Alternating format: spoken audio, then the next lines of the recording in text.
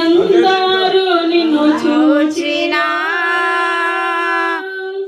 వారికి వెలుగు కలిగేనా. ఎందరూ నిన్ను చూచినా వారికి వెలుగు కలిగే. ప్రభువానే వెలుగొందితి నా దీపంబు జ్యోతివి నీవే. ప్రభువానే వెలుగొందితి నా దీపంబు జ్యోతివి నీవే.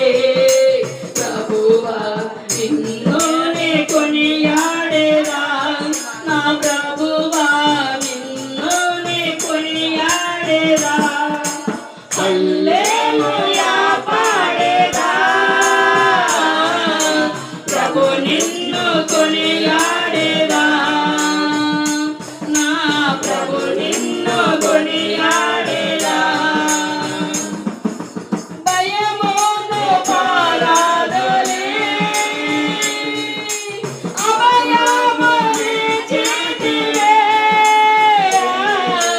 భయమును పారాదలే అభయము నీచితివే. ఎబినేజరు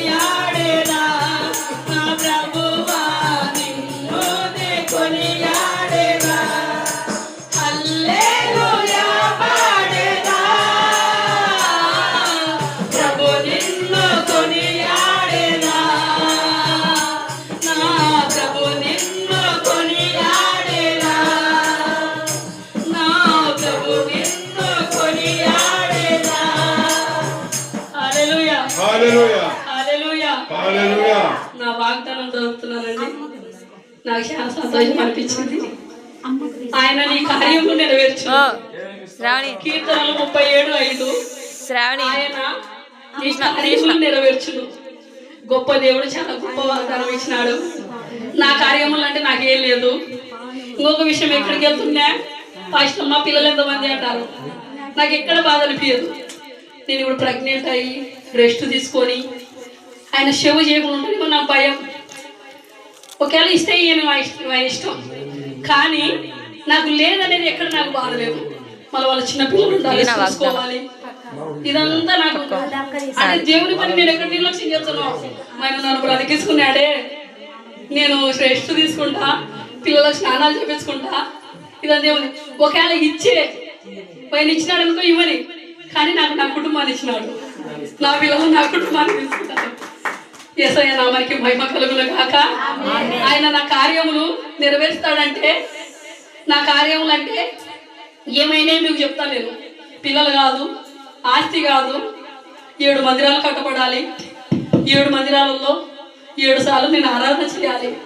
ఇది నా దర్శనం. సువార్త అందని ఊరు ఉండకూడదు, పాస్టర్ లేని గ్రామాలు అసలే ఉండకూడదు. మన బిషప్ గారు ఆయన దర్శనం అది. ఆ దర్శనం మేరకు మేము ఇన్ని గ్రామాలు తిరగాల్సి వస్తుంది. ఆయన అక్కడ నుండి ప్రార్థన చేస్తా ఉన్నారు, మేము గ్రామాలు తిరుగుతూ ప్రార్థన చేస్తా ఉన్నాము. యేసయ్య నామానికి మహిమ కలుగును గాక. హల్లెలూయా హల్లెలూయా. అందరికీ వందనాలు.